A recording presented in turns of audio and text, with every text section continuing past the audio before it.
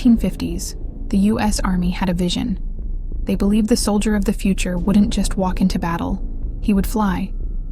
Imagine a single-person aircraft, part helicopter, part hoverboard, a device that could soar above the battlefield, dodge obstacles, and glide right over minefields. This wasn't science fiction. It was real. It worked. And for a brief, shining moment, it looked completely unstoppable. This was the Hiller flying platform, a hovering magic carpet that could lift a person straight off the ground. The Pentagon loved it. Test pilots loved it. It was fast, incredibly responsive, and unlike anything else in the sky. But then, just a few short years later, the Army killed the project. No mass production. No replacement. The flying platform simply vanished into the archives of history, forgotten. This is the story of the flying platform the U.S. Army abandoned, a brilliant idea that promised to redefine warfare, and why it was just too good to survive. The early 1950s were the dawn of the Cold War, a time of wild experimentation and breathtaking technological ambition. Jet engines, helicopters, nuclear power, everything felt new, and anything seemed possible. In this climate of innovation, the U.S. military was obsessed with making its troops more mobile. Imagine soldiers skipping over rivers, leaping across forests, and landing silently behind enemy lines, all using personal flight devices. The Pentagon threw money at dozens of personal air mobility concepts: rocket belts, tiny one-man helicopters, even flying scooters. But none of them showed as much promise as a curious, disc-shaped craft from California, built by a visionary engineer named Stanley Hiller. Stanley Hiller was no stranger to flying. He had built his very first helicopter at the age of 17, and by his early 20s, he was running his own successful company, Hiller Aircraft Corporation. While everyone else was focused on building larger, more complex helicopters, Hiller wanted something smaller, simpler, a platform that almost anyone could fly. He called it the Hiller VZ-1 Pawnee.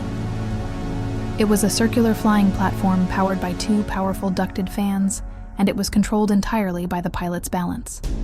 Think about that. No joysticks, no pedals, no complicated flight systems. The pilot simply leaned in the direction they wanted to go, and the platform responded instantly. It was, in essence, a flying Segway, a full 50 years ahead of its time. In 1955, the first prototype was ready for its big debut. A test pilot strapped himself onto a round aluminum disc with twin propellers spinning furiously beneath him. He leaned forward, and to everyone's amazement, it worked perfectly.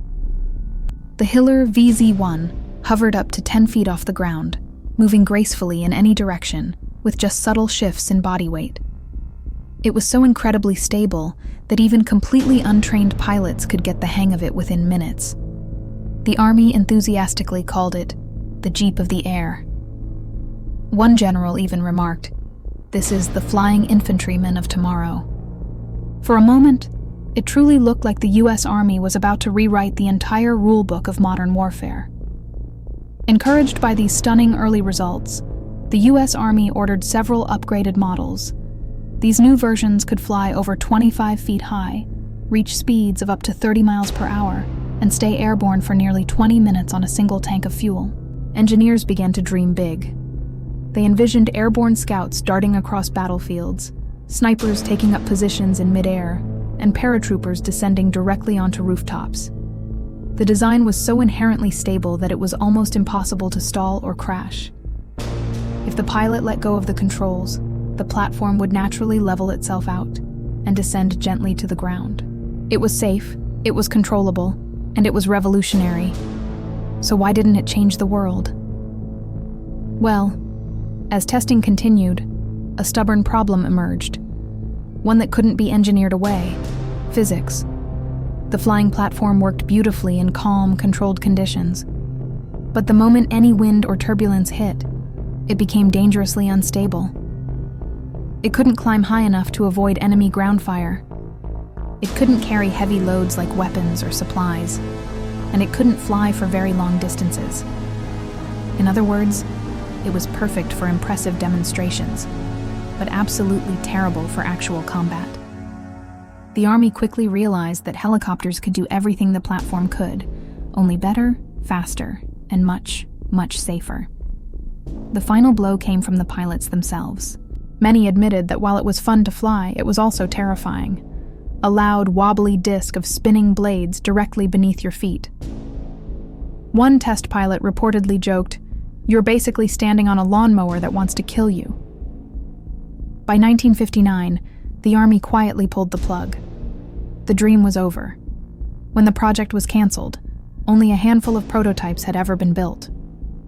Most of them ended up in museums, silent, metallic relics of a time when imagination truly seemed to defy gravity. But the story didn't end there. The unique control system Hiller developed, that intuitive body-lean navigation, went on to inspire later innovations in drones, hovercraft, and even personal mobility devices like the Segway. Today, modern companies are developing electric VTOL aircraft, essentially flying cars, using the very same principles that Hiller pioneered all those decades ago.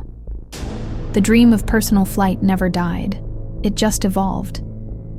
The Hiller flying platform was a breathtaking glimpse into what could have been, a technological marvel that arrived too early, sacrificed to the harsh realities of cost, control, and combat practicality.